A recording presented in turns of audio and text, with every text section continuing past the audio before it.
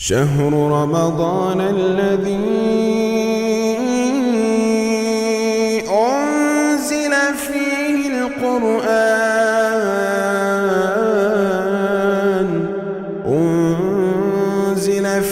القرآن هدى للناس وبينات من الهدى والفرقان. السلام علیکم ورحمۃ اللہ وبرکاتہ۔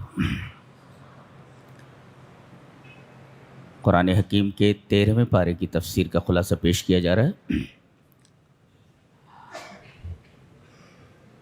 سورہ یوسف چل رہی ہے۔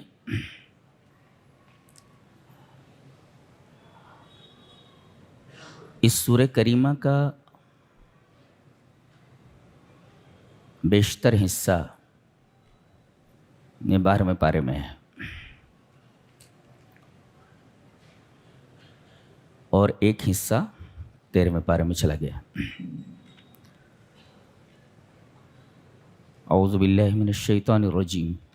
الف لام را تلک آیات الکتاب المبین انا انزلناہ قرآنا عربیا لعلکم تعقلون نحن نقص علیک احسن القصص بما اوحینا الیک هذا القرآن وان کنت من قبلہ لمن الغافلین۔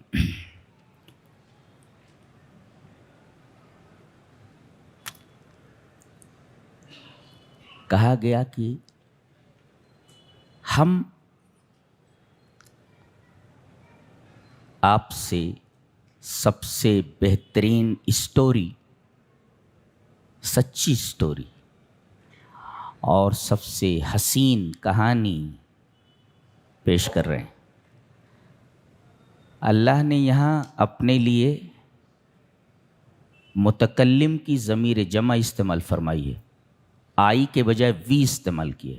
آئی مانے میں، انا، اور نحن مینس وی، ہم۔ یہاں نحن ہے، وی، ہم بیان کرتے ہیں۔ یہ کب آتا ہے؟ مفسر لکھتا ہے ان اللہ حین ینزل آیۃ بمعنى العقیدۃ والتوحید ینزلها بصیغۃ المفرد، واما حین تاتی آیۃ بمعنى غیر العقیدۃ والتوحید فتراها بصیغۃ الجمع۔ یہ تفسیر ہے اس کا عربی میں۔ مطلب یہ ہے اس تفسیرے کا کہ اللہ تبارک و تعالی جب عقیدے اور توحید کی آیت نازل کرتا ہے تو وہاں انا بولتا ہے، آئی، بصیغۃ المفرد۔ جیسے اننی انا اللہ لا الہ الا انا فاعبدنی، بے شک میں اللہ ہوں، اننی انا اللہ لا الہ الا انا، میرے علاوہ کوئی معبود نہیں، فاعبدنی، تو تم میری ہی عبادت کرو۔ یہ دیکھیں اننی، انا، یہ دیکھیں بصیغۃ المفرد لائے گیا، اس لیے کہ بیان توحید کا ہے، بھی توحید عبادت کا۔ اور جب عقیدے اور توحید کے علاوہ کوئی آیت لائی جائے تو وہ بصیغۃ الجمع ہوتی ہے۔ اب دیکھیں یہاں توحید کا بیان نہیں ہے، لہذا یہاں بصیغۃ الجمع لائے گئے، وی کہا گیا، آئی نہیں کہا گیا۔ اچھا، اس کا کیا مطلب ہوتا ہے؟ اس کا کیا مطلب ہوتا ہے؟ ضمیر جمع لائی جائے اس کا کیا مطلب ہوتا ہے؟ ہم کہتے ہیں، ہم جیسے بادشاہ بولتے ہیں کہ ہمارا یہ حکم ہے، میرا یہ حکم نہیں بولتے، ہمارا یہ حکم ہے۔ تو یہ جو صیغہ جمع ہے اس کو جمع عظمت کہتے ہیں، جمع تعظیم، عظمت کی جمع ہے۔ یہ کیا مطلب عظمت کی جمع ہے؟ یعنی ہم جو بات اب کہنے جا رہے ہیں، التفتوا الیہ واستمعوا منصتین، ہم جو بات بیان کرنے جا رہے ہیں اس کی طرف کان لگا دو اور بالکل چپ چاپ ہو کر کے سنو، یہ مطلب ہوتا ہے اس لیے کہ کوئی بڑی ہستی یہ کہے ہم بیان کر رہے ہیں، ہم یہ کہہ رہے ہیں، تو اس کا مطلب یہ ہوتا ہے کہ اس کی بات کی طرف التفات کیا جائے اور پورے غور کے ساتھ اور پورے انہماک کے ساتھ اس کی بات سنی جائے. یہ مطلب ہوتا ہے صیغہ جمع کا. احسن القصص، دنیا کی سب سے خوبصورت story, best of the stories in the world. پوری کائنات میں اس سے حسین اسٹوری کوئی نہیں ہے. کیوں؟ ایک مفسر نے بتایا کہ اس کے اندر جتنی حکمتیں اور جتنی عبرتیں ہیں دنیا کی کسی کہانی میں وہ نصیحتیں اور عبرتیں نہیں پائی جاتی. اتنی عبرتیں. حاسد محسود، ایک حسد کرنے والا ہے اور ایک سے حسد کیا جا رہا ہے. ایک مالک ہے، ایک مملوک ہے. حضرت یوسف علیہ السلام عزیز مصر کے ہاں گئے، عزیز مصر مالک ہے، یہ مملوک ہے. عاشق معشوق، عزیز مصر کی بیوی عاشقہ ہے، حضرت یوسف معشوق. شاہد اور مشہود، گواہی دینے والا اور جس کے تعلق سے گواہی دی گئی. وہ قمیص پھٹ گئی تو ایک گواہی دینے والے نے گواہی دیا کہ اگر قمیص آگے سے پھٹی ہے تو مجرم حضرت یوسف ہیں، اور اگر پیچھے سے پھٹی ہے تو یہ عورت مجرمہ ہے. جی. عزت اور ذلت، بلندی اور پستی، عروج و زوال، اس سے بڑی پستی کیا ہو سکتی ہے کہ آدمی کو کنویں میں ڈال دیا جائے، اور کنویں میں ڈالا گیا وہ شخص مصر کے تخت پر جا کر بیٹھ گیا، بادشاہی تخت، اسے ذلیل کیا گیا، لیکن وہ عزت کے مقام پر پہنچا. عزت اور ذلت، بلندی اور پستی، عروج و زوال، حاسد محسود، عاشق معشوق، مالک مملوک. اللہ، کون سا ایسا پہلو ہے حیات کا جو اس کہانی کے اندر پیش نہیں کیا گیا ہے؟ یہ بڑی عجیب و غریب سورہ ہے، ایک عجیب و غریب کہانی ہے. اور سب سے حیرت کی بات تو یہ ہے کہ یہ کہانی ایک بچے کی ہے، ایک بچے سے شروع ہوتی ہے اور اس کی جوانی پر ختم ہو جاتی ہے. اور ایک حیرت انگیز بات یہ بھی ہے کہ ایک خواب سے شروع ہوتی ہے کہانی اور خواب کی تحقیق اور خواب کی تکمیل پر ختم ہو جاتی ہے. یہ رہا خواب اور یہ رہی اس کی تعبیر. تو گویا کہ خواب سے شروع ہو کر تعبیر خواب کے اوپر یہ سورہ ختم ہو جاتی ہے. تو احسن القصص کیوں کہا گیا؟ دنیا کی بہترین اسٹوری، اس سے بہترین اسٹوری کیوں نہیں ہو سکتی. کیوں؟ اس لیے کہ یہ ایسے عبر اور ایسے حکم، ایسی حکمتوں اور عبرتوں کو متضمن ہے کہ دنیا کی کوئی کہانی اتنی عبرتوں اور اتنی حکمتوں پر متضمن نہیں، کوئی متضمن نہیں ہے، مشتمل نہیں. لہذا یہ احسن قصص ہے.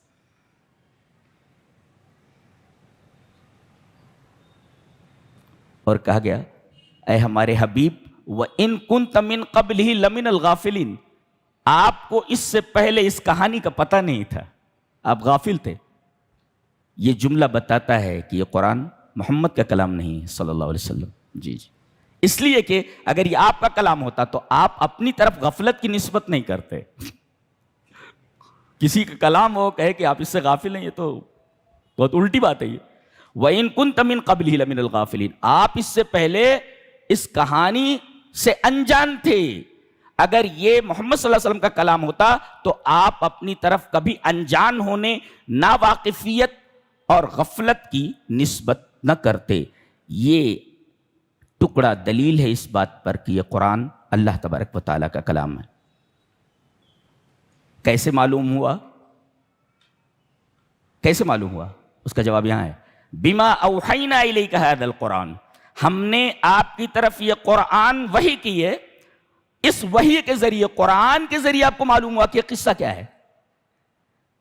کوئی کہہ سکتا ہے یہ قصہ کیسے معلوم ہوا؟ جواب، بما اوحینا الیک ھذا القرآن. اچھا، اب شروع ہوتا ہے قصہ. کیسے؟ اذ قال یوسف لأبیہ یا ابت انی رأیت احد عشر کوکبا والشمس والقمر رأیتهم لی ساجدین. اس کی اسٹائل اتنی خوبصورت ہے، میرا دل دھڑکنے لگتا ہے. بات اس طرح بات کی. اللہ. اذ قال یوسف لأبیہ یا ابت انی رأیت احد عشر کوکبا والشمس والقمر رأیتهم لی ساجدین. ردم دیکھ رہے ہیں آپ، کتنا حسین ردم ہے. ردم معنی تو چھوڑیے آپ، معنی تو پھر معنی ہے. ردم دیکھیے اور الفاظ کا سلیکشن دیکھیے اور الفاظ کی سیکوینس دیکھیے، ترتیب دیکھیے اس کی، کہ کہیں آپ کو آکورڈ نہیں دکھے گا، آپ کو کہیں نشیب و فراز نہیں دکھتا. بہت حسین تھے، دنیا کا حسین ترین لڑکا ہے یوسف علیہ الصلاۃ والتسلیم. نبی کریم صلی اللہ علیہ وسلم نے اپنی زندگی ہی میں ان کا دیدار فرمایا ہے. کب؟ معراج میں. معراج میں نبی کریم صلی اللہ علیہ وسلم نے ان سے ملاقات فرمائی. اور جانتے ہیں تبصرہ کیا کیا ہے نبی نے؟ زبان وحی ترجمان کا تبصرہ کتنا عجیب ہے. کہا کہ اوتی شطر الحسن، حسن کا ایک حصہ دے دیے گئے ہیں. اللہ، یہ تبصرہ ہے نبی کا، ہمارے نبی کا تبصرہ ہے. دیکھنے کے بعد آپ نے فرمایا اوتیا شطر الحسن، حسن کا ایک حصہ ہی دے دیا گیا. اتنے حسین تھے یہ. اور جس طرح یہ صورت سے جمیل تھے، خلق کے اعتبار سے بھی جمیل تھے. یعنی ان کے اندر دونوں قسم کے جمال جمع تھے. ایک تو خوبصورتی اور دوسرے خلق، اچھے اخلاق. یہ دونوں چیزیں جمع تھیں. جانتے مصیبت کس نے ڈالا؟ مصیبت میں کس چیز نے ڈالا؟ دو خوبصورتیاں ہیں، ایک سیرت کی خوبصورتی، ایک صورت کی خوبصورتی ہے. مصیبت میں کس نے مبتلا کیا؟ صورت کی خوبصورتی نے. مصیبت میں مبتلا کیا، جیل میں پہنچ گئے جی. اور سیرت کی خوبصورتی نے جیل سے ان کو نکالا، اس لیے کہ انہوں نے بتایا کہ بادشاہ کے خواب کی تعبیر کیا ہے. جی نیند آ رہی ہو تو نیند دور کر لیں، مجھے ڈسٹرب ہوتا ہے. جی نیند آ رہی ہے، ادھر آ جاؤ. جی تو یہ کہتے ہیں کہ ابا یا ابتی، ابا ایک بات بولتا ہوں، بول بیٹا. انی رأیت احد عشر کوکبا، میں نے دیکھا کہ 11 ستارے ہیں، والشمس والقمر، اور سورج اور چاند ہیں، سب مجھے سجدہ کر رہے ہیں. فوراً حضرت یعقوب علیہ السلام سمجھ گئے، اس لیے کہ اللہ تبارک و تعالیٰ نے انہیں تعبیر الرؤیا کا علم دیا تھا، خواب کی تعبیر کا علم. یہ بہت دقیق علم ہے، سب خواب کی تعبیر نہیں بتا سکتے. یہ بہت ہی باریک، بڑا ہی نازک اور بڑا دقیق علم ہے کہ خواب کا مطلب کیا ہے. اللہ، امت مسلمہ میں خود جناب محمد رسول اللہ صلی اللہ علیہ وسلم اور بہت سارے ایسے لوگ گزرے ہیں، ابن سیرین وغیرہ ہیں، خواب کی شاندار تعبیر بتاتے تھے. جی فوراً انہوں نے کہا یا بنی لا تقصص رؤیاک علی اخوتک، اے میرے بچے اپنا یہ خواب اپنے بھائیوں سے بیان مت کرنا. دیکھو صرف کا یہ قاعدہ ہے، جی صرف کا قاعدہ ہے جس کو انگریزی میں کنجوگیشن کہتے ہیں. کنجوگیشن کا قاعدہ ہے عربی کنجوگیشن کا کہ لا تقص ہونا چاہیے، لا تقصص نہیں ہونا چاہیے. ادغام کے ساتھ ہونا چاہیے تھا، فک ادغام کے ساتھ نہیں. فک ادغام لا تقص کے بجائے لا تقصص فک ادغام کے ساتھ ہے. کیوں؟ اس میں اشارہ کیا گیا ہے کہ آدمی کی مخاطب کی ذہنی سطح جیسی ہو، کلام اس کی ذہنی سطح کو پیش نظر رکھ کر کیا جائے. بچہ ہے لہذا اس کو آسان انداز میں سمجھایا جائے. جی ہاں اتنا ہے کہ پہلے فارمولے یاد کرا دیے جائیں، رٹا دیے جائیں، کانسیپٹ بعد میں کلیئر کیا جائے. یہ فائدہ ہوتا ہے. چھوٹے بچوں کو بچپن میں جو چیز رٹا دی جائے وہ جلدی بھولتی نہیں. فارمولے اگر یاد کرا دیے گئے تو ازبر رہتے ان کو، پھر اس کے بعد اس کانسیپٹ کو کلیئر کیا جائے. ہمارے اسکول میں چھوٹے چھوٹے بچے ہوتے تھے، تیسری کے، دوسری کے، تو باقاعدہ ان کو فارمولے یاد کرائے جاتے ہیں، اور بڑے بڑے فارمولے سے، چھوٹے چھوٹے فارمولے نہیں. وہ بہترین ایک منفرد اسکول ہے ہمارا الحمدللہ. تو بولے اسکوائر روٹ کیسے نکالا جائے، کیا فارمولہ ہے؟ تو square root of S into bracket S minus A into bracket S minus B into bracket S minus C. کہیں غلط ہو جائے تو صحیح کر لینا اس کو، اس لیے کہ میں میتھمیٹکس کا طالب علم نہیں ہوں. یہ بچوں کو سن سن کر کے یاد ہو جاتا ہے، وہ رٹتے رہتے، وہ دوڑتے رہتے. وہ ہے بولے کون سا فارمولہ یاد کر رہے ہیں؟ بولے I am taking in that formula. بولے ٹیکنگ ان دیٹ فارمولہ، یہ یاد کر رہا ہوں میں. بولتے کون سا؟ یہ اسکوائر روٹ نکالنے کا طریقہ کیا ہے. تو بچوں کو پہلے فارمولے یاد کرا دیے جائیں، اس کے بعد کانسیپٹ بعد میں کلیئر کرائے جائیں. برابر. تو یہ فک ادغام کے ساتھ یہاں پر جو ذکر کیا گیا ہے لا تقصص کو، جبکہ لا تقصہ ہونا چاہیے، اس بات کی طرف اشارہ کیا گیا کہ جیسے مخاطب کی ذہنی سطح ہو اسی انداز سے بات کی جائے. اگر انگلش نہیں جانتا تو اردو میں بات کیجیے، جو اس کی زبان وغیرہ. تو قال یا بنی لا تقصص رؤیاک علی اخوتک، اپنے بھائیوں سے یہ قصہ مت بیان کرنا، یہ خواب مت بیان کرنا. کیوں؟ مجھے بتائیے. اس میں ایک نکتہ یہ ملا کہ چھوٹوں کو بڑوں کی بات ماننی چاہیے، مت بیان کر. کون بڑا کہہ رہا ہے چھوٹے سے مت بیان کر؟ تو چھوٹوں کو چاہیے کہ بڑوں کی بات مانیں، اور بڑوں کو چاہیے کہ جس چیز کا حکم دے رہے ہیں یا جس چیز سے بچے کو منع کر رہے ہیں اس کی علت بتا دیں، اس کا سبب بتا دیں، ریزن بتا دیں، تاکہ بچہ کے ذہن خلجان میں مبتلا نہ رہے. آپ کیوں منع کر رہے ہیں؟ بچے کے ذہن میں آ سکتا ہے نا بھائی اس بات سے کیوں منع کیا گیا. تو بچے کے ذہن کو خلجان سے بچانے کے لیے اس کی وجہ بتا دی جائے کہ یہ بات ہم کرنے کے لیے کیوں کہہ رہے ہیں اور نہ کرنے کے لیے کیوں کہہ رہے ہیں. وجہ بتائی جا رہی.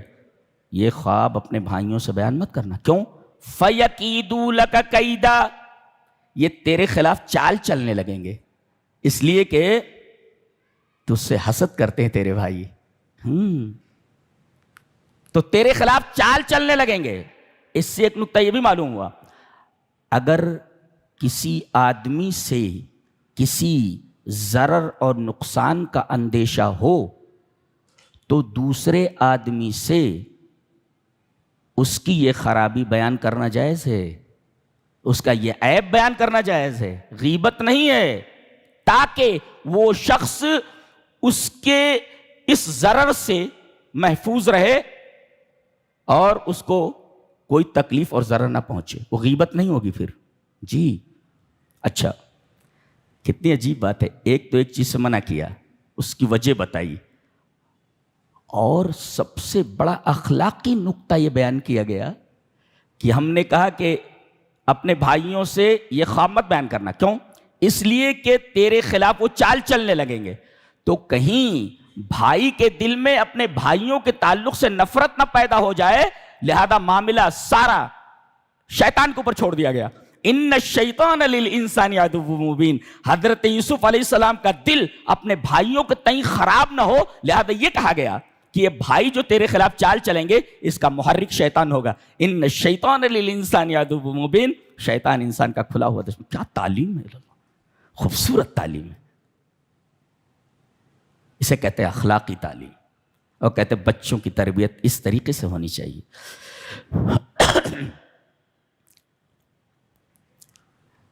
اس میں ایک نکتہ دیکھیں. اذ قالوا لیوسف احب الی ابینا منا ونحن عصبہ. دو باتیں ہیں، بہت غور سے ہیں. جب انہوں نے کہا کہ یوسف اور اس کا بھائی بنیامین احب الی ابینا، ہمارے باپ کے نزدیک ہم سے زیادہ محبوب ہے. کیا نکتہ ملا؟ حضرت یعقوب کو اپنے بقیہ 10 بیٹوں سے نفرت نہیں تھی، بلکہ ان سے بھی محبت کرتے تھے. ہاں یہ 2 جو تھے سگے بھائی یوسف اور بنیامین، ان سے زیادہ محبت کرتے تھے. جی ان سے زیادہ محبت کرتے تھے. کیوں؟ وجہ اس کی یہ تھی کہ چھوٹے تھے، دوسرے یہ کہ بہت ہی خوبصورت تھے حضرت یوسف، اور تیسرے اخلاق بہت اچھا تھا ان کا، بہت پیارے تھے۔ تو ایک باپ کے کئی بیٹے ہوں تو کسی بیٹے کے اندر کوئی خاص خوبی پائی جائے تو فطری طور پر باپ اس سے زیادہ محبت کرتا ہے۔ اس کا یہ مطلب نہیں کہ بقیہ بھائیوں سے، بقیہ بیٹوں سے وہ محبت نہیں کرتا ہے۔ دیکھیے یہاں اقرار کیا انہوں نے کہ ہمارے ابا ہم سے محبت تو کرتے ہیں، احب الی ابینا، لیکن یہ یوسف اور بنیامین یہ دونوں کے دونوں زیادہ محبوب ہیں، یعنی محبت ہم سے بھی کرتے ہیں، ان سے زیادہ کرتے ہیں۔ ایسا نہیں کہ 10 سے نفرت کرتے تھے۔ اور نقطہ یہ معلوم ہوا کہ آپ کسی بھی بیٹے سے زیادہ محبت کریں تو اپنی کسی حرکت سے بقیہ بیٹوں کو یہ تاثر نہ دیں کہ ہم تمہیں کم چاہتے ہیں، اس لیے کہ یہ چیز اس کے لیے مصیبت کا باعث بن سکتی ہے جس کو آپ زیادہ چاہتے ہیں۔ انسان کی فطرت ہے یہ۔ احب الی۔ اچھا دلیل کیا دی؟ محبت ہم سے کرنا چاہیے، اس سے کر رہے ہیں کیوں بھائی؟ دلیل کیا ہے آپ کی؟ آپ سے محبت کرنا چاہیے زیادہ؟ کہتے ہیں ہم طاقتور ہیں، ہم طاقت ہیں۔ اللہ اکبر، یہ دلیل بالکل غلط ہے، یہ دلیل بالکل غلط ہے۔ اس لیے کہ المقدمات الفاسدہ تؤدی الی المقدمات الفاسدہ تؤدی الی نتائج فاسدہ۔ اگر مقدمات مائنر پریمس اور میجر پریمس اگر دونوں کے دونوں مقدمات اگر فاسد ہیں تو اس کا نتیجہ بھی فاسد ہوگا، اس کا جو انفرنس ہے اور اس کا جو کنکلوژن ہے وہ بھی فاسد ہو جائے گا۔ نتیجہ غلط ہے، کیوں؟ اس لیے کہ پریمس صحیح نہیں ہے، مقدمات صحیح نہیں ہے۔ کیوں مقدمات صحیح نہیں ہے؟ آپ طاقتور ہیں لہذا آپ محبت کے لائق ہیں، وہ طاقتور نہیں ہے، کمزور ہے، اس لیے وہ محبت کے لائق نہیں۔ حالانکہ آدمی کی فطرت یہ ہے کہ کمزور سے زیادہ محبت کرتا ہے۔ اگر گھر میں بچہ بیمار ہے اور بقیہ لڑکے تندرست ہیں تو باپ جب گھر میں آئے گا تو سب سے پہلے بیمار بچے کے بارے میں پوچھتا ہے، بچہ کیسا ہے؟ کیف الغلام، بچہ کیسا ہے؟ بیمار ہے جو اللہ، انسان کی فطرت ہے یہ۔ تو آپ کی جو یہ دلیل ہے کہ بھائی ہم طاقتور ہیں، ہم سے زیادہ محبت ہونی چاہیے، یہ مقدمات فاسدہ ہیں لہذا نتیجہ فاسد ہے۔ جی وَنَحْنُ عُصْبَةٌ، ہم زیادہ طاقتور ہیں۔ اور إِنَّ أَبَانَا لَفِي ضَلَالٍ مُبِينٍ، اور ہمارے ابا کھلی ہوئی گمراہی نہیں کہہ سکتے، اچھا سا ترجمہ کر سکتے ہیں کہ وہ تھوڑا بھٹکے ہوئے ہیں اس سلسلے میں ہمارے بارے میں۔ اچھا کہا کہ ایسا کرتے ہیں نا، نہ رہے بانس نہ بجے بانسری۔ بیٹھ گئے سب مشورہ کرنے،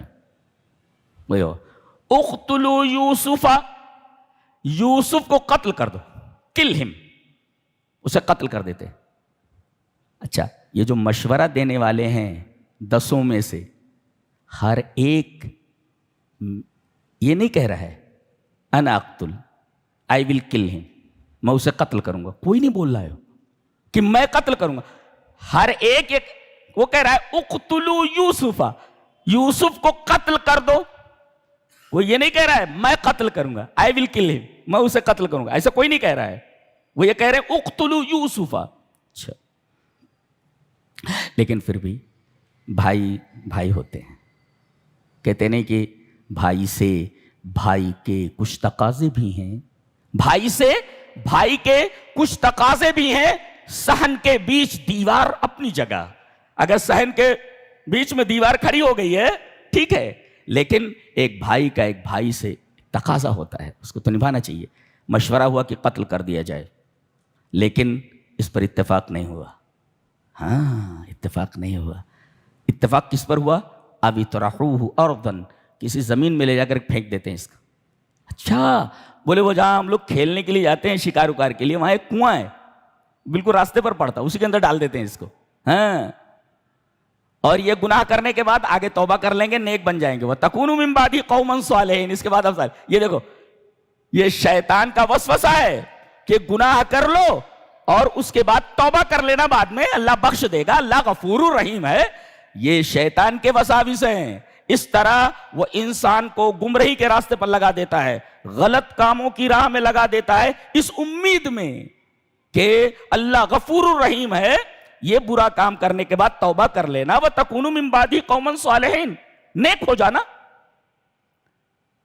بعض بار نوجوان یہ سوچتے ہیں کہ ابھی تو جوانی ہے، ابھی شباب ہے، کر لو خطائیں جی بھر کے، پھر اس مقام پہ عمر رواں ملے نہ ملے تو گناہ کر لو جتنا کرنا ہو، اس لیے کہ پھر یہ جوانی دوبارہ ملنے والی نہیں۔ یہ خطرناک قسم کا وسوسہ ہے شیطان کی طرف سے۔ وَتَكُونُ مِن بَعْدِهِ قَوْمًا صَالِحِينَ۔ اچھا مشورہ دینے والا کون تھا؟ ایک ہی تھا، کون؟ قتل مت کرو۔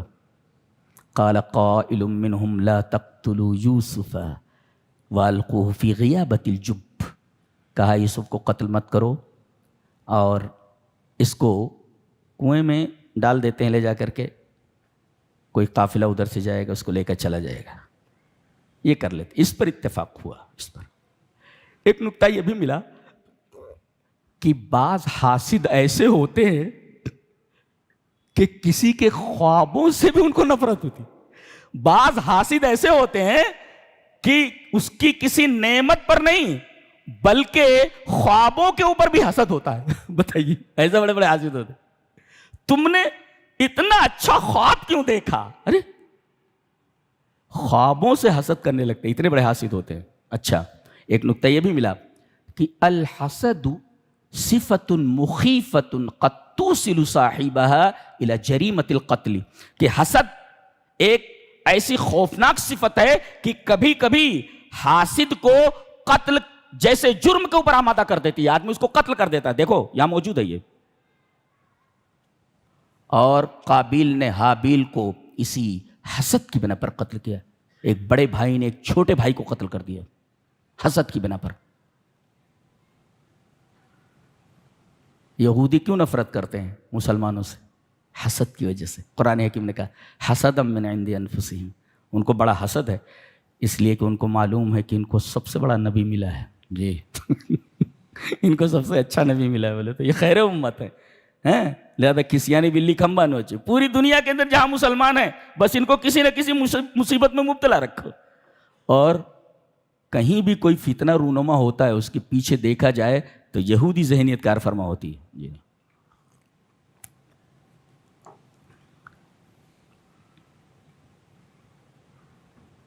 شاعر نے بڑا اچھا کہا ہے، جب بھی دنیا میں کوئی فتنہ نیا اٹھتا ہے، جب بھی دنیا میں کوئی فتنہ نیا اٹھتا ہے وہ اشارے سے بتا دیتے ہیں تربت میری کہ اسی قبر سے یہ فتنہ اٹھا بولے تو سارے فتنوں کی جڑ یہی لوگ ہیں۔ تو بعض لوگوں کو خوابوں سے بھی حسد ہوتا ہے، اور حسد اتنی بڑی بیماری ہے، اتنی بری صفت ہے کہ آدمی کو قتل جیسے گناہ کے اوپر آمادہ کر دیتی ہے۔ بھائی نے بھائی کو نہیں چھوڑا، دیکھیں آپ۔ ایک نکتہ اور ملا کہ اکثر ابتلا، اکثر آزمائشیں اور اکثر تکلیفیں ان لوگوں سے آپ کے اوپر آتی ہیں جو آپ کے بہت قریبی ہوتے ہیں۔ من جہت اقرب الناس، جی من جہت اقرب الناس یہ نکتہ ملحوظ رکھا جائے۔ کوئی خاندان والا ہی آپ کے پیر کاٹنے پر لگا رہتا ہے، کیسے اس کو نیچا دکھایا جائے۔ ایک بھائی ایک بھائی کے اوپر کیس کر دیتا ہے، ارے بھائی بیٹھ کر کے سمجھ لو نا مسئلے کو، وجہ نزاع کیا ہے وہاں تک پہنچ کر کے بات کو ختم کرو نا۔ ایک بھائی ایک بھائی کے اوپر کیس کر دے رہا ہے، عجیب بات ہے۔ مسئلے کو اپنے درمیان حل کرو، مشورہ تو ہمارے درمیان اولین چیز ہے، سب سے بابرکت چیز ہے۔ ایک نکتہ اور ملا، وہ یہ کہ بعض حاسد اتنے بڑے جھوٹے ہوتے ہیں، بعض لوگ اتنے بڑے جھوٹے ہوتے ہیں کہ وہ حیوان پر بھی الزام لگانے سے نہیں چوکتے۔ انہوں نے یوسف علیہ السلام کو کنویں میں ڈال دیا، ان کا کرتا اتار لیا، ایک بھیڑ کو ذبح کرنے کے بعد اس کے خون سے ان کی قمیص کو آلودہ کیا اور باپ کے سامنے قمیص لا کر کے رکھ دی اور کہا فَأَكَلَهُ الذِّئْبُ، یوسف کو بھیڑیا کھا گیا۔ الزام ہے نا یہ۔ تو بعض جھوٹے ایسے ہوتے ہیں کہ انسانوں کے اوپر الزام تو چھوڑو، جانوروں کے اوپر بھی الزام لگا دیتے ہیں۔ یہ الزام نہیں ہے کسی جانور کے اوپر، افتراء علی الحیوان، حیوان کے اوپر انہوں نے الزام لگا دیا۔ اتنے بڑے جھوٹے ہوتے ہیں بعض دیکھ رہے ہیں آپ۔ قرآن حکیم بڑی پیاری کتاب، اسرار ہیں سب، حکم ہیں، حکمتیں ہیں سب بیان کی گئی ہیں، ایک ایک لفظ قانون ہے۔ کاش امت پلٹتی اس کتاب کی طرف۔ اور یہ مسلسل جھوٹ بول رہے ہیں، معلوم ہے؟ باپ سے جھوٹ بول رہے ہیں، کہہ رہے ہیں ہمارے ساتھ بھیج دیجیے وَإِنَّا لَهُ لَنَاصِحُونَ، ہم اس کے بڑے خیر خواہ ہیں۔ اوہ ہو تاکید لائے گی، اِنَّا ہم، لہو اس کے، لَنَاصِحُونَ، دیکھو تاکیدیں کتنی لائے گی، یہ جھوٹے، یہ جھوٹا جو ہوتا ہے اپنے جھوٹ کے اوپر قسمیں بہت کھاتا ہے، ہاں جھوٹا جو ہوتا ہے نا وہ قسم کھاتا ہے، یہ دیکھو یار یہ قسم ہی کے انداز میں، وَإِنَّا لَهُ لَنَاصِحُونَ، ہم ان کے پکے خیر خواہ ہیں، جھوٹے ہیں یہ۔ اچھا بہرحال ان کو کنویں میں پھینک دیا انہوں نے، اللہ اکبر، ایک بچے کو، ایک بھائی کو 10 بھائیوں نے مل کر کنویں میں ڈال دیا، کتنی بڑی سنگ دلی ہے یہ، اور عجیب بات تو یہ کہ نبی کے بیٹے ہیں، یہ نبی کے بیٹے ہیں، یہ بنی اسرائیل، یہ حضرت یعقوب ہی کی اولاد ہیں، بچوں کو تو نہیں چھوڑتے، اللہ اکبر، اس لیے کہ ان کے آبا و اجداد نے بچے کے اوپر رحم نہیں کیا ہے، تو تمہاری تو ابتدائی صحیح نہیں ہے، تم بچوں کے اوپر رحم کیا کرو گے؟ تمہارے آبا و اجداد، تمہارے پرکھے بچے کے اوپر رحم نہیں کر چکے ہیں، ان کو کنویں میں ڈال دیا بھوکا پیاسا کہ زندہ رہے گا کہ مر جائے گا، اور وہ بھی خونی تعلق ہے اس سے، تو تمہارے پرکھے تو ایسے گزرے ہیں، تم بچوں کو مارنے سے کیسے باز آ سکتے ہو؟ یا قتلت الاطفال، بچوں کے قاتل ہو۔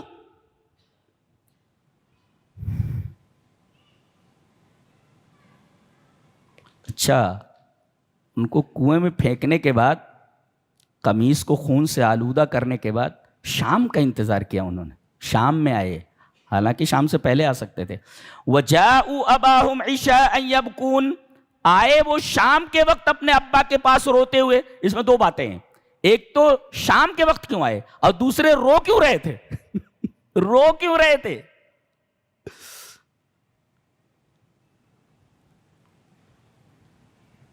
عورت کو معلوم ہو جائے کہ غلطی میں نے کی ہے تو سب سے پہلے رونا شروع کرتی ہے، وہ رونا شروع کرتی ہے، وہ معلوم ہو جائے کہ غلطی میری ہے فوراً رونا شروع کرتی۔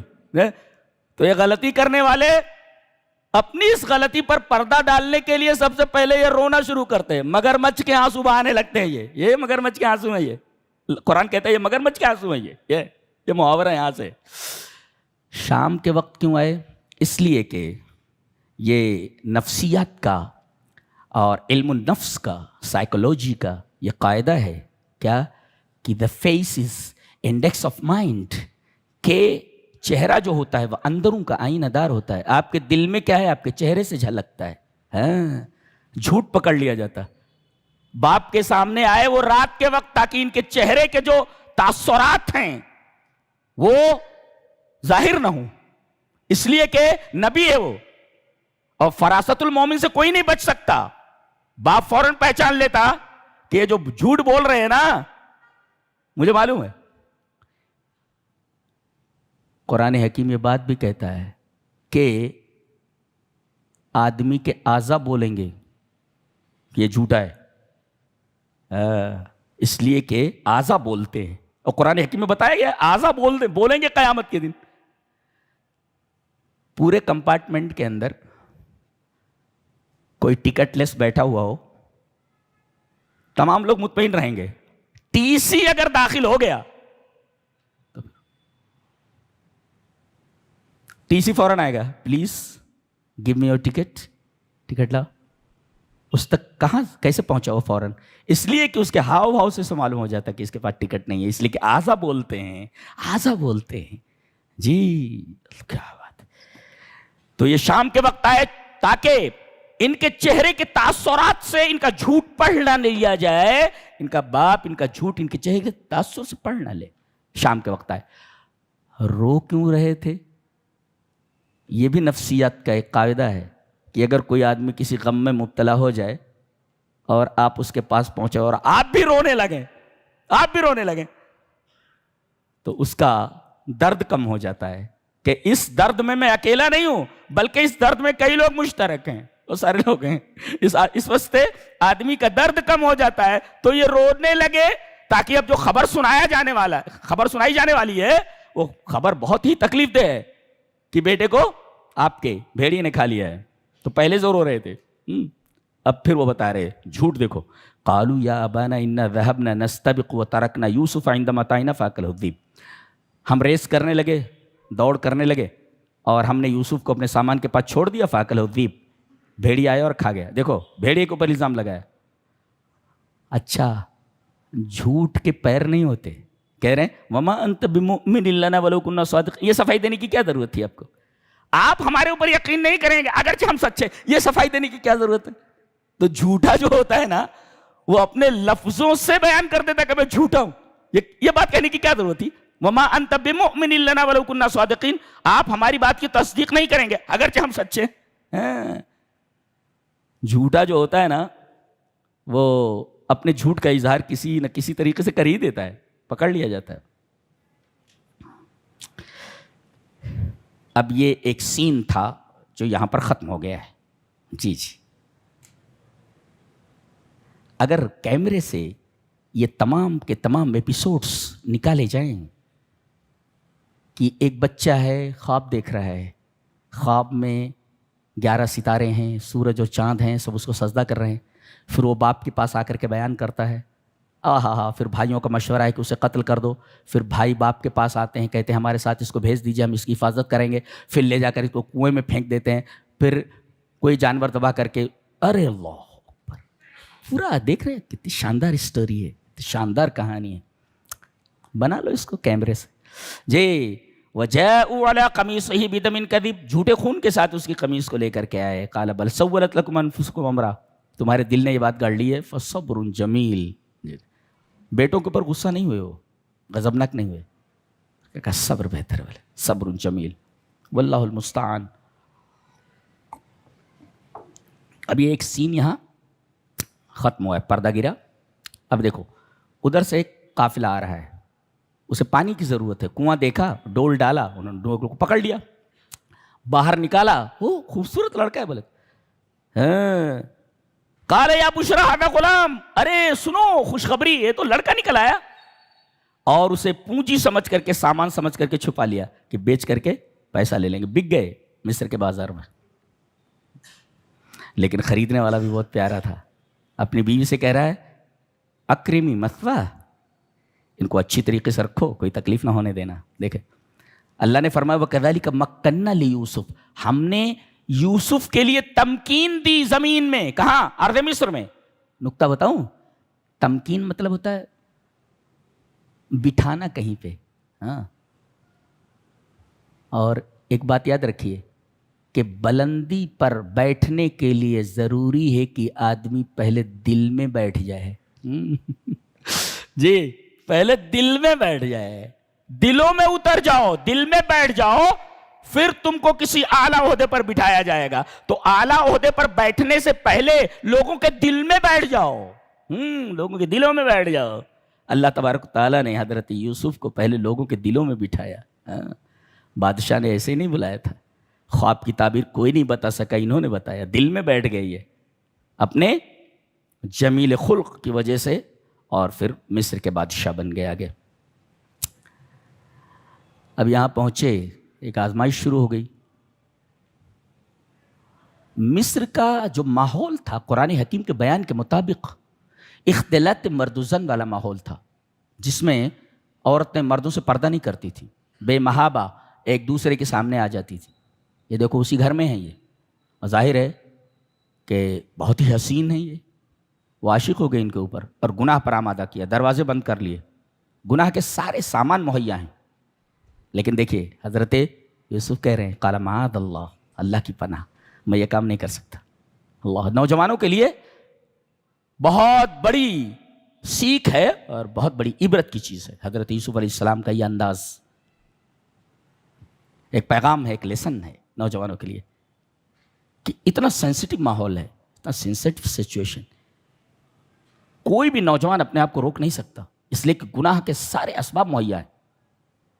لیکن کہہ رہے معاذ اللہ، مجھے ایک تو پہلے اللہ کی پناہ چاہیے کہ اللہ مجھے دیکھ رہا ہے، اور دوسرے کہا ان ربی احسن مثوائے، وہ میرا محسن ہے، تمہارا شوہر، میں محسن کے ساتھ بے وفائی نہیں کر سکتا. نقطہ یہ ملا کہ آپ کے ساتھ کبھی زندگی میں کوئی احسان کر دے ہمیشہ اس کے احسان کو یاد رکھو اور کوشش یہ کرو کہ اس کے احسان کا بدلہ چکاؤ. یہ قرآن یہ کتاب ہے. اللہ اکبر. اقبال نے اسی وجہ سے کہا صاف گویم آنچے در دل مزمارست ای کتابیں نیست چیزیں دیگرست. وہ کہتے ہیں صاف کہہ رہا ہوں میں جو میرے دل میں ہے یہ کتاب نہیں ہے, یہ کوئی دوسری چیز ہے. یہ اقبال جیسا فلسفی کہہ رہا قرآن کے بارے ای کتابیں نیست, یہ بک نہیں ہے, یہ کوئی اور چیز ہے. بولتے پیاری پیاری بات ہے. سبحان اللہ, میرا ربی بول سکتا ہے ایسا. اچھا ایک نکتہ اور شاید کبھی آپ نے سنا بھی نہ ہو. قرآن حکیم میں جن جن صالحین اور خاص طور سے انبیاء کی کسی لغزش کا ذکر ہوا ہے وہیں یہ ذکر ہوا ہے کہ استغفر اللہ, انہوں نے اللہ سے استغفار کیا. ہاں یہ واحد نبی ہے, واحد نبی ہے یہ کہ جہاں اس کا ذکر کیا گیا ہے وہاں کہیں ذکر نہیں ہے کہ انہوں نے اللہ سے استغفار کیا. اللہ, لہذا پتہ یہ چلا کہ اس نے جب گناہ پر آمادہ کیا عورت نے تو بعض لوگ کہتے ہیں انہوں نے بھی ارادہ کر لیا تھا. اچھا پہلے تو ہم یہ مانتے نہیں کہ انہوں نے ارادہ کر لیا تھا, بعض لوگ کہتے ہیں کہ ارادہ کر لیا تھا. اور حدیث یہ ہے کہ آدمی کسی گناہ کا ارادہ کر لے مگر اسے نہ کرے تو اللہ تبارک و تعالی اس کی گرفت نہیں کرتا. صرف ارادے پر گرفت نہیں ہوتی بلکہ آدمی کے فعل پر گرفت ہوتی ہے. تو اگر انہوں نے ارادہ کر بھی لیا تھا تو فعل سرزد نہیں ہوا, لہذا اسے گناہ نہیں کہتے. اور اگر یہ مان لیا جائے کہ انہوں نے ارادہ کیا ہی نہیں تھا تو جب ارادہ کیا ہی نہیں تھا تو استغفار کا اور معافی کا سوال ہی پیدا نہیں ہوتا, لہذا استغفار نہیں لایا گیا ان کے لیے. یہ مطلب. اچھا انہوں نے یہ گناہ کیوں نہیں کیا, کیا چیز دیکھ لی انہوں نے؟ کہتے ہیں لولا ارآ برہان رب, اپنے رب کی دلیل دیکھ لی انہوں نے, اپنے رب کی دلیل. قرآن حکیم میں یہ بات موجود نہیں ہے کہ وہ دلیل کیا تھی. بہت سارے لوگوں نے بہت ساری وجوہات بیان کی ہیں, اس کو چھوڑ دیجئے. قرآن حکیم نے بیان کیا کہ کوئی دلیل تھی, وہ دلیل دیکھا انہوں نے اور رک گئے. اللہ. اس کے بعد جو ایک بات بتائی جا رہی ہے کہ اتنے بڑے گناہ سے اتنے سینسٹیو سچویشن میں آدمی بچا کیسے؟ جی کہتے ہیں کہ گناہوں سے بچنے کے لیے سب سے بہترین سبب, سب سے عظیم سبب اخلاص ہے. جی وہی بتایا گیا کذالک لنصرف عنہ السوء والفحشاء, ہم برائی کو اور بے حیائی کو ہٹا دیتے ہیں اس سے. کیوں؟ اس لیے کہ وہ ہمارے مخلصین بندوں میں سے ہے. انہو من عبادنا المخلصین, گویا کہ گناہوں سے بچنے کے اسباب میں سے سب سے عظیم اور سب سے بڑا سبب اخلاص ہے. یہ بتایا گیا. اس لیے کہ گناہ کو اور فحشہ کو الگ کیا گیا, دور کر دیا گیا اخلاص کی وجہ سے. بہرحال وہ بھاگے, دروازے کھلتے چلے گئے. آج لوگ کہتے ہیں کہ بھئی آوے کا آوا بگڑا ہوا ہے, ایک چنا کیا بھاڑ پھاڑ سکتا ہے, بھاڑ پھوڑ سکتا ہے. تو اس میں تعلیم دی گئی ہے. ٹھیک ہے آوے کا آوا بگڑا ہوا ہے, تم تو اقدام کر کے بتاؤ, تم بھاگو اللہ کی طرف. دروازہ کھولنا اللہ تبارک تعالیٰ کا کام. یہاں دیکھیں یہ بھاگے, دروازے کھلتے چلے گئے جو بند کر دیے گئے تھے. جی اللہ اکبر.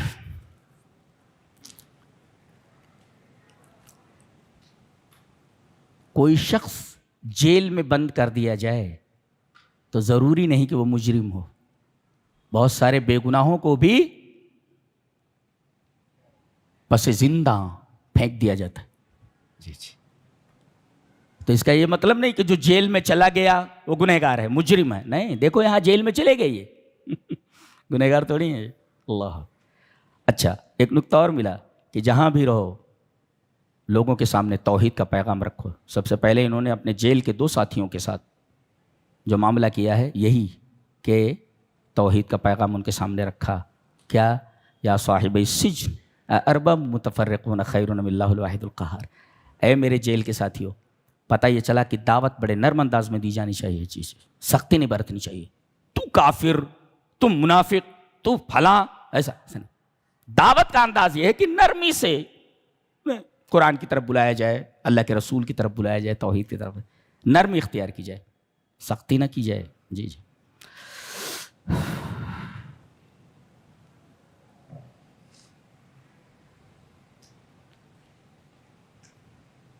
بتایا تھا میں نے گزشتہ سال کتنے خواب ہیں تو آپ کو معلوم ہے، اور ہر خواب کی تعبیر ہے. مسئلہ یہ تھا کہ 7 سال جو زرخیز ہونے والے ہیں اور خوشحالی کے ہیں، ان میں غلوں کو کس طرح اگایا جائے اور ان کو اسٹور کس طرح کیا جائے. یہ طریقہ بھی حضرت یوسف علیہ السلام نے وحی الہی کے ذریعے بتایا ہے کہ اگر غلے کو اس کی بالیوں میں رہنے دیا جائے تو کافی دیر تک چلتے ہیں. تو 7 سالوں کا غلہ ایک جگہ پر اسٹور کرنا تھا ان کو. اب بتائیے نظام آب پاشی کو، اریگیشن ڈپارٹمنٹ کو کیسا ایکٹیو کیا گیا ہوگا کہ سینچائی کے اندر گڑبڑی نہیں ہونی چاہیے، بیج کیسے ڈالے گئے ہوں گے، پیداوار کو کس طرح بڑھایا گیا ہوگا. اللہ اکبر، ساری چیزیں یہاں بیان نہیں کی گئی ہیں لیکن ساری چیزیں موجود ہیں، بٹوین دا لائنز سب موجود ہیں. اور 7 سال جو آگے قحط کے آنے والے ہیں، اس خوشحالی کے 7 سالوں کے اندر ان کو اسٹور کرنا تھا تاکہ اگلے جو 7 سال قحط کے آ رہے ہیں اس کے اندر سے اسٹور کیے ہوئے غلے کو ان تک پہنچایا جائے. یہ انتظام ایک حکومت کا یہ سب سے بڑا فریضہ ہوتا ہے کہ اگر اس طریقے کی کوئی چیز آ جائے تو پورے انتظامیہ کو ایکٹیو کر دیا جائے. جیسے کورونا کے دور میں وغیرہ وغیرہ کوئی بھی اس طریقے کی مصیبت آ جائے، اس میں تعلیم ہے اس بات کی. اور انہوں نے کہا بھی اجعلنی علی خزائن الارض، مجھے فوڈ منسٹر بنا دیجئے. سوال یہ ہے، کیا کوئی اپنی صلاحیت کسی کے سامنے بیان کر سکتا ہے کہ میرے اندر یہ صلاحیت ہے؟ جی جی. اس کی 2 صورتیں. اگر آدمی اپنی صلاحیت کا، اپنی قابلیت کا، اپنی فضیلت کا اظہار کسی اچھے مقصد کے لیے کر رہا ہے، ہدف مشروع کے لیے کر رہا ہے، کوئی مشروع مقصد ہے تو جائز ہے. اور اگر غلط مقصد ہے تو آدمی اپنی قابلیت ظاہر نہیں کر سکتا. جی یہ مشروع ہونا چاہیے ہدف، آپ کا مقصد. اور ایک چیز اور بھی پیش نظر رہے کہ غیر مسلم حکومت کے اندر عہدہ لینا جائز ہے. گویا قرآن حکیم یہ تعلیم دیتا ہے، چاہے اپنے ہوں چاہے غیر ہوں، مسلم ہو غیر مسلم ہو، ایک مسلمان کا یہ فریضہ بنتا ہے کہ وہ ان کو بھی کوئی تکلیف نہ ہونے دے، ان کو بھی اپنی ذات سے فائدہ پہنچائے. جی جی، یہ تعلیم دی گئی یہاں پہ. پھر وہ بھائی لوگ آئے، قحط جو ہے بڑی دور تک دراز ہوا، غلہ لینے کے لیے آئے وغیرہ وغیرہ ساری چیزیں یہاں پہ. پھر وہ بنیامین ملے، ساری چیزیں. اس میں توکل کا ایک مفہوم بھی بتایا گیا، کہا کہ اے میرے بیٹو جا رہے ہو، لا تدخلوا من باب واحد وادخلوا من ابواب متفرقہ، ایک دروازے سے مت جانا، نظر لگ سکتی ہے. العین حق، بخاری شریف کی روایت ہے، نظر لگ جاتی ہے. اچھا، نظر لگ جاتی ہے. ہاں، اور پھر ڈاکٹر پریشان ہو جاتا ہے کہ اس کو بیماری تو کچھ بھی نہیں ہے بھائی، لہذا معوذتین پڑھ کر کے پھونکا جائے، دم کیا جائے. تو کہا کہ متفرق دروازوں سے جانا. اس کے بعد کہہ رہے ہیں یہ تو میں نے تدبیر بتائی ہے، لیکن یہ تدبیر اگر اللہ نہیں چاہے گا تو تدبیر کارگر نہیں ہوگی. وما اغنی عنکم من اللہ من شیء ان الحکم الا للہ اللہ علیہ توکل. اس کا مطلب ہے توکل. توکل پہلے تدبیر اختیار کرو، تدبیر اختیار کرو اور اس کے بعد معاملہ اللہ پر چھوڑ دو. دیکھو یہاں تدبیر بتا رہے ہیں اور کہہ رہے ہیں وما اغنی عنکم من اللہ من شیء. اگر اللہ نہیں چاہے گا تو یہ تدبیر کارگر نہیں ہوگی. آدمی کو چاہیے کہ وہ تدبیر اختیار کرے، معاملہ اللہ پر چھوڑ دے. یہ مطلب بتایا گیا توکل کا. توکل کا مطلب یہ نہیں کہ آدمی ہاتھ پیر کٹا کر کے گھر میں بیٹھ جائے اور آسمان سے خوان نعمت اترنے کا انتظار کرے. جی جی جی جی.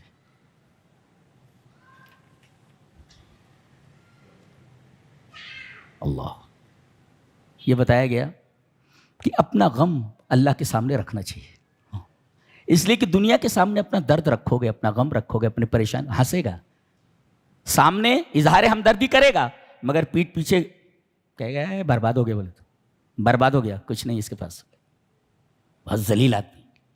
لیکن ایک دربار ایسا ہے کہ وہاں اپنا درد بیان کرو تو وہ کسی کو بتاتا نہیں ہے، اور آپ کے درد کو دور کرنے کی قدرت رکھتا ہے، سنتا ہے۔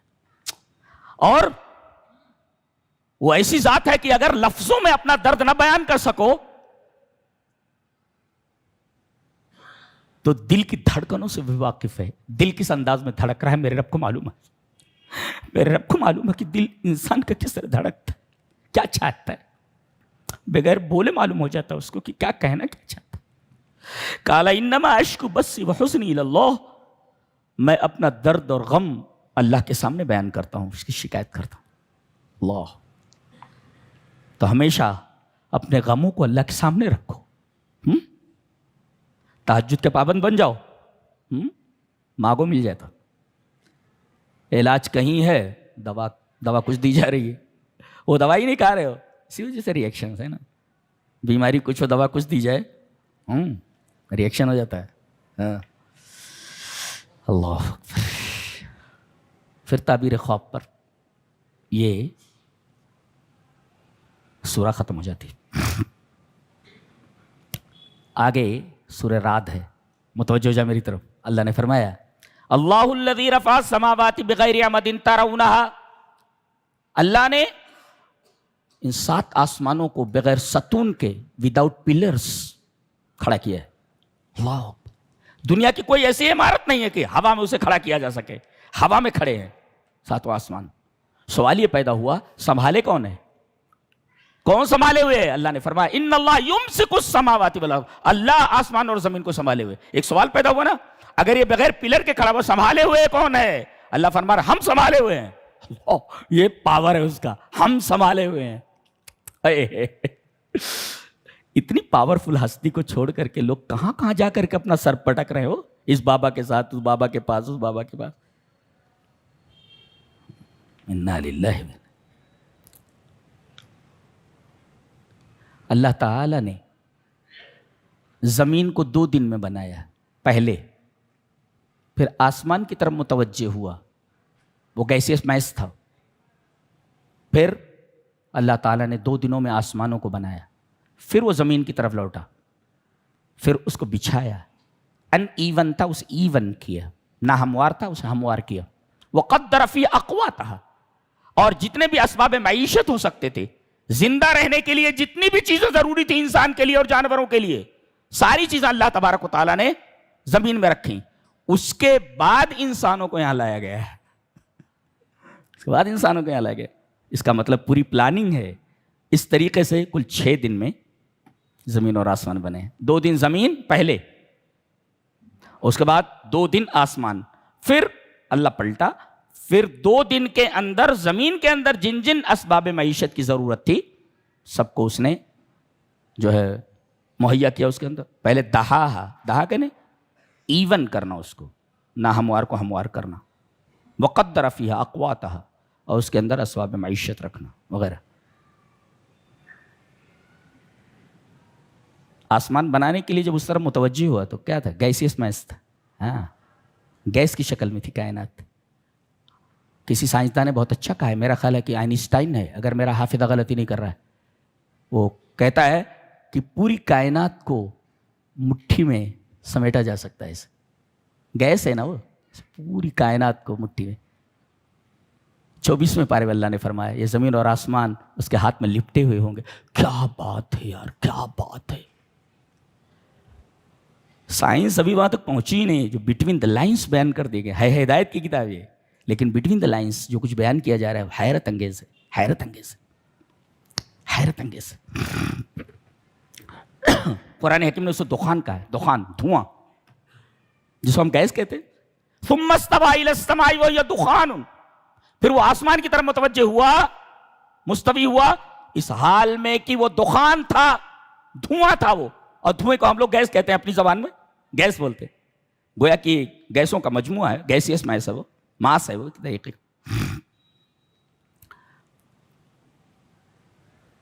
سورج کو مسخر کیا، چاند کو مسخر کیا، اور ہر ایک اپنے ٹائم پر نکل رہا ہے، اپنے ٹائم پہ ڈوب رہا ہے، اور ایک مقررہ منزل کی طرف بڑھ رہے ہیں۔ ایک دن سب ختم ہو جائیں گے۔ ہے کائنات کی تدبیر کون کر رہا ہے؟ یدبر الامر، ہم سب سنبھالے ہوئے ہیں۔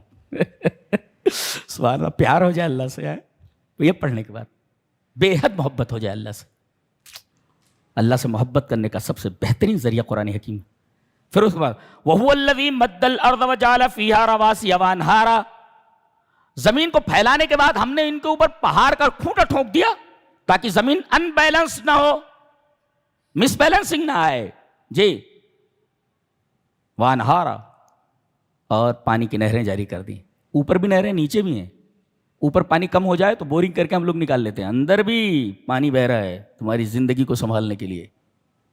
ایک پلان ہے, یہ کوئنسیڈنس نہیں ہے, ایوری تھنگ از پلانڈ. اور پلان اگر موجود ہو, پلانر تو موجود ہونا چاہیے. ایسا کیسے کہ نظم موجود ہو ناظم موجود نہ ہو, خلق موجود ہو خالق موجود نہ ہو, نظام موجود ہو منتظم موجود نہ ہو, مجعول موجود ہو جاہل موجود نہ ہو؟ ایسا کیسے؟ کیف یکون هذا؟ هذا لا يمكن ان يكون. نہریں ہم نے بتایا, اور پھر طرح طرح کے میوے, اور یہ بھی بتایا گیا کہ دنیا کی ہر شے اپنا جوڑا رکھتی ہے. یہ بہت بعد میں سائنس نے بتایا کہ ہر چیز اپنا جوڑا رکھتی ہے, مانوی اعتبار سے بھی مادی اعتبار سے بھی. جی جی. اب ہم اس آیت کریمہ پر ٹھہر کر تھوڑا گفتگو کرنا چاہیں گے. یہ سائنس ہی ہے. بایولوجی میں جو بوٹنی کے طالب علم ہیں متوجہ ہو جائیں ذرا سا. آیت پڑھتے پہلے سمجھاتے ہیں, مشکل آیت ہے یہ. وَفِي الْأَرْضِ قِطَعٌ مُتَجَاوِرَاتٌ وَجَنَّاتٌ مِّنْ أَعْنَابٍ وَزَرْعٌ وَنَخِيلٌ صِنْوَانٌ وَغَيْرُ صِنْوَانٍ يُسْقَىٰ بِمَاءٍ وَاحِدٍ وَنُفَضِّلُ بَعْضَهَا عَلَىٰ بَعْضٍ فِي الْأُكُلِ إِنَّ فِي ذَلِكَ لَآيَاتٍ لِقَوْمٍ يَعْقِلُونَ. عقل والوں کے لیے اس میں نشانیاں ہیں. کیا ہے اس میں؟ عقل والوں کی نشانی, جو پڑھے لکھے ہیں, جن کے پاس عقل ہے, ان کے لیے نشانیاں کیا ہیں؟ زمین میں قطعے ہیں, ٹکڑے ہیں. ٹکڑے, ٹکڑے کس کو بولتے ہیں؟ قطع. کل ينقسم الى اجزاء. هذه القطع کل ينقسم الى اجزاء. مثال دیتا ہوں, ایک مرغی ہے, مرغی کل ہے نا, پوری ہے. اب اس کے بعد ذبح کر کے اس کے مختلف وہ کہتے ہیں لیگ پیس الگ کر دیا گیا ہے, پھر وہ اس کا جو کتیف ہے وہ الگ کر دیا گیا ہے, ساری چیزیں الگ الگ ٹکڑے کر دیے گئے. کل ینقسم الی اجزاء, تو ایک ٹکڑا, یہ ایک لیگ پیس ہذہ قطع, دوسرا لیگ پیس ہذہ قطع. دو ہی ہوتے ہیں نا, ایک نہیں ہوتا نا. ایک نواب صاحب تھے, انہوں نے کہا کہ آج مرغ مسلم بنا لے. اپنے باورچی کو کہا, شیف کو کہا کہ بالکل نواب صاحب, آپ کا حکم سر آنکھوں پر, مسلم مرغ بناتا ہوں. بنایا اس نے. بنانے کے بعد اس نے کہا لاؤ چکھ لوں, تھوڑا سا نمک ومک برابر ہے کہ نہیں. اب چکھا تو بہت لذیذ تھا, تھوڑا کھا لیا. اب کہا تو ناقص ہو گیا, یہ پورا ایک لیگ پیس جو ہے قطع نکالا اور پورا کھا گیا. اس کے بعد ایک ٹانگ والا مرغا لا کر کے نواب صاحب کے سامنے رکھا. کہا کہ بے وقوف آدمی, یہ دوسری ٹانگ کہاں گئی؟ دوسری ٹانگ کہاں گئی؟ ایک ہی لیگ دکھ رہا ہے. کہا کہ یہ مرغا ایک ہی ٹانگ والا تھا. ایک ہی ٹانگ والا تھا, ہاں ایک ہی ٹانگ والا. نواب صاحب نے تو بہرحال کھا لیا, اور دلیل دے دی اس نے, ایک ہی ٹانگ والا بھی ہوتا ہے. اچھا اچھا. ایک دفعہ وہ اپنی بگھی میں بیٹھ کر کے جا رہے تھے, ساتھ میں باورچی بھی تھا. اب وہ مرغوں کی عادت ہوتی ہے درخت کے نیچے کبھی کبھی تھک کر کے ایک پیر کو پروں میں کر لیتے ہیں, ایک پیر پر کھڑے رہتے ہیں. اب باورچی کو اپنی دلیل جو تھی اور مضبوط کرنی تھی. کہا کہ نواب صاحب, وہ جو میں نے کہا تھا کہ مرغا ایک ٹانگ کا ہوتا ہے, یہ دلیل محکم ہے سامنے, مضبوط دلیل ہے. دیکھا کہ پیر کے اوپر کھڑا ہے. اچھا اچھا اچھا. ٹھہر, بگی والے سے کہا روک. اپنی اسٹک اٹھائی, انہوں نے کہا ہش. مرغے نے دوسرا پیر رکھا, بھاگتا چلا گیا. کہا کہ بے وقوف بناتا ہے, اس کے تو دو پیر ہیں. کہا کہ وہاں بھی اس مرغے کو اگر آپ اپنی اسٹک سے ہش کرتے نا تو دوسرا پیر بھی آ جاتا تھا. اب یہ نہ ماننے والا مانتا کہاں بھائی؟ نہ ماننا ہو تو کوئی دلیل اسے نہیں سمجھا سکتی. ماننے والے کو بس ایک دلیل کافی ہے. نہ ماننے والے کو پورا قرآن کان میں ڈال دیا جائے تب بھی وہ سدھرنے والا نہیں ہے. وہ یہی کہے گا مرغے کی ایک ہی ٹانگ، اس کو کہتے نہیں یہ مرغے کی ایک ہی ٹانگ کے اوپر کھڑا ہوا ہے، یہ محاورہ ہے۔ تو قطعے کا مطلب سمجھ میں آیا؟ مرغا کل ہے، اس کا ایک لیگ ایک قطعہ ہے، اور جتنے ٹکڑے ہیں قطعے ہیں، قطعاتن کی جمع قطعن۔ اچھا تو زمین بھی کل ہے، اس کے اجزاء منقسم ہیں، زمین کا ایک ٹکڑا، زمین کا ایک ٹکڑا، زمین کا ایک ٹکڑا، یہ کل کے اجزاء ہیں۔ اتنا سمجھ میں آیا؟ وفی الارض قطع متجاورات، ایک دوسرے سے ملے ہوئے ہیں، زمین ہے اس کے ٹکڑے ہیں اور سارے ٹکڑے ایک دوسرے سے ملے ہوئے ہیں۔ اچھا ملے ہوئے ہیں، لیکن بعض ٹکڑا خصب ہے، زرخیز ہے، بعض ٹکڑا سبیخ ہے، بنجر ہے، نہیں اگتا، بعض زمین کالی ہے، بعض گندمی ہے، بعض لال ہے، بعض پتھریلی ہے۔ دیکھیں کل ایک ہے، اجزاء مختلف ہیں، اور عجیب بات تو یہ ہے کہ المؤثر البیئی، ماحول کا جو مؤثر ہے وہ ایک ہی ہے۔ کیا؟ سورج وہی ہے، چاند وہی ہے، ہوا وہی ہے، فضا وہی ہے، ساری چیزیں وہی ہیں، پانی بھی ایک، اور پانی بھی کیسا؟ عجیب بات ہے، ایک عجیب حقیقت بیان کی جا رہی ہے کہ پانی کی فطرت کیا ہے؟ اوپر جاتا ہے کہ نیچے جاتا ہے؟ نیچے جاتا ہے، یہ پانی کی فطرت ہے یہ۔ لیکن بوٹنی کا طالب علم جانتا ہے کہ یہ پانی نیچے سے اوپر جاتا ہے، یہ جڑوں میں سے ہو کر کے تنوں میں آتا ہے، اور تنوں میں سے ہو کر کے یہ ڈالیوں میں آتا ہے، شاخوں میں، اور شاخوں میں سے ہو کر پتوں میں آتا ہے، اور پتوں میں سے ہو کر پھلوں میں جاتا ہے۔ یہ پانی چڑھ رہا ہے جو اس کی طبیعت کا عین مضاد ہے۔ یہ کون کر رہا ہے؟ پانی کو اس کی فطرت کے خلاف اوپر چڑھا رہا ہے، جبکہ پانی کا نیچر اور پانی کی فطرت یہ ہے کہ وہ نیچے کی طرف جائے۔ کون یہ کر رہا ہے؟ کہا یدبر الامر، یہ تدبیر ہم نے کی ہے، ہم کر رہے ہیں سب۔ اللہ اکبر۔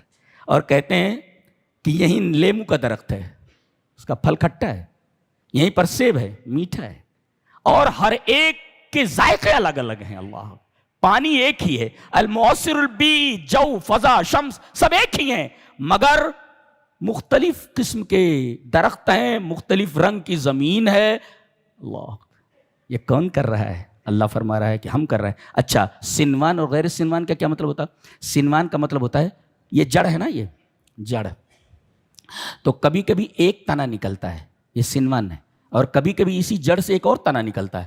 تو دو تنے اگر ہوں جی، یا ایک تنا ہو، تو جیسے کھجور ہے ایک ہی تنا ہوتا، اور بعض ایسے درخت ہوتے ہیں کہ جڑ سے ایک تنا نکلا، ایک تنا ادھر بازو سے نکل جاتا ہے، ایک تنا ادھر سے نکل آتا ایسے۔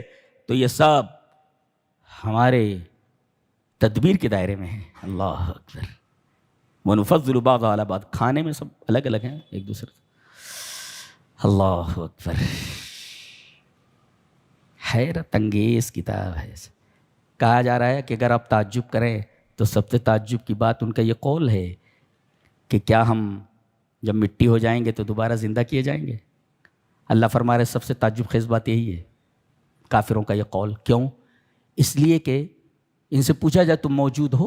ہاں موجود ہے۔ کسی نے تم کو بنایا ہے؟ بولے بنایا ہے۔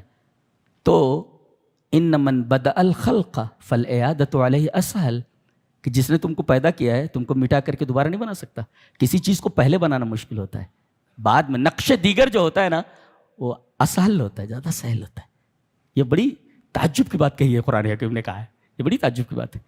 کیا فلسفی ہے، پوری فلسفی۔ اللہ فلسفی۔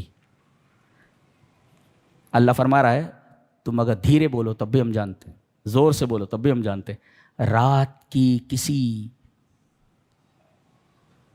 تنہائی کی جگہ میں کھڑے ہوئے ہو، چھپے ہوئے ہو، ہم کو معلوم ہے کہاں چھپے ہوئے، وہ سارے بن نہار، اور دل میں تم کہاں چل رہے ہو، نقطہ ہی پتہ چلا کہ اللہ کو سب معلوم ہے۔ لیکن یہاں دیکھیے رات میں چھپے ہوئے ہو اور دن میں چل رہے ہو، پتہ یہ چلا کہ رات میں آدمی کو سونا چاہیے اور دن میں چلنا چاہیے۔ فَأَقَسْنَا الْأَمْرَ، ہم نے معاملے کو الٹا کر دیا ہے، رات میں جاگتے ہیں، ارے صبح تک اجازت ہے کھینچتے رہو، کھینچ رہے اجازت، وہ مستخفم باللیل وسارب، خلاف فطرت ہے۔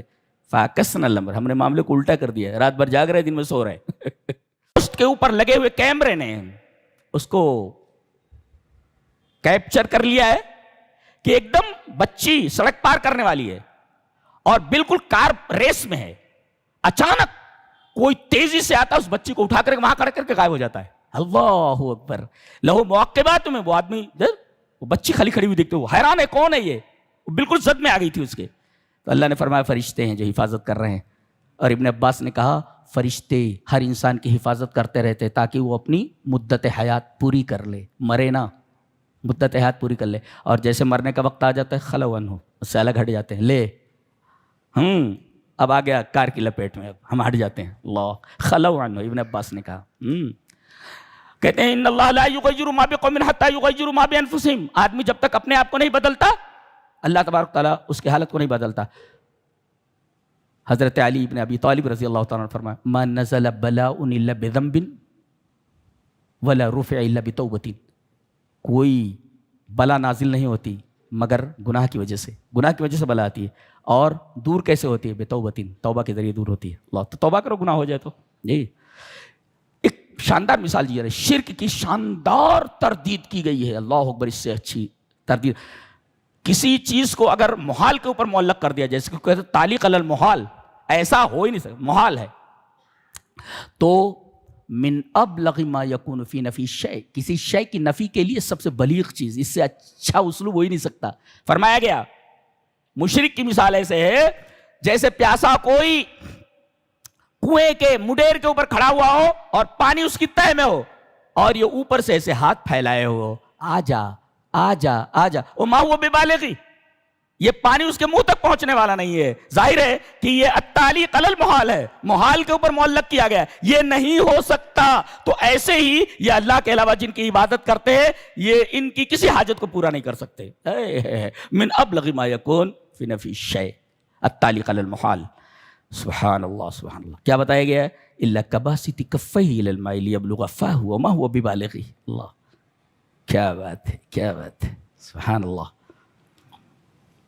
کتاب ہو تو ایسی ہے یار, کتاب کوئی بھی کتاب پڑھو. بعض انگریزی بکس ہم لوگ پڑھتے تھے, جیسے رابرٹ لڈلم ہیں, اینٹ بلائٹن ہیں, بہت سارے لوگ ہیں, ارونگ ویلیس ہیں, بہت بڑے. ان کی کتاب تھوڑا پڑھنے کے بعد کوئی اگر آ کر یہ بولتے اچھا اچھا اچھا جو مرڈر ہوا تھا وہ کلر کون تھا, ارے بولے وہ شیف تھا, باورچی تھا. ہاں میں کتاب اٹھا کر مزہ ہی نہیں. ارے سارا مزہ کرکرا کر دیا تو نے پڑھنے کا, تو نے انجام بتا دیا. وہ قاتل وہی تھا کیا جس کے پیچھے ڈکس لگے ہوئے ہیں, جاسوس لوگ لگے ہوئے. کتاب اٹھا کر رکھ دی. لیکن یہ کتاب ایسی ہے, ایک آیت سے گزر جاؤ دوسری مرتبہ اس آیت کے اوپر آؤ تو معلوم ہوتا ہے جیسے ذات کا معنی ہی معلوم نہیں تھا. واللہ کہتا ہوں سورہ فاتحہ کا امثال میں نے مطالعہ کیا, بہت ساری چیزیں نہیں بیان کر پا رہا ہوں لیکن نوٹ ڈاؤن کر لے رہا ہوں. ایسا لگا جیسے سورہ فاتحہ مجھے معلوم نہیں ہے, سورہ فاتحہ کے مفاہیم سے واقف ہی نہیں ہوں, جبکہ 7 سال کے 15 سال سے بیان کر رہا ہوں. ایسی کتاب ہے. اس کے بعد سورہ ابراہیم ہے. کہا گیا کہ اگر تم شکر کرو گے تو ہم نعمت میں زیادتی کریں گے. ایک مفسر بڑا اچھا لکھتا ہے, ان النعم اذا شکرت قرت و اذا کفرت فرت. یہ بہت بہترین جملہ ہے, یاد کر لو اس کو. ان النعم اذا شکرت قرت و اذا کفرت فرت. اگر نعمتوں کا شکریہ ادا کرو گے تو ٹھہر جائیں گی وہاں پر تمہارے پاس, اور اگر انکار کرو تو فرت, بھاگ جائیں گے. لہذا نعمتوں کو اللہ کے اپنے پاس ٹھہرانا ہو تو اس کا شکر ادا کرو, ورنہ بھاگ جائیں گے. فر یفر فرارن, بھاگ جاتی ہو.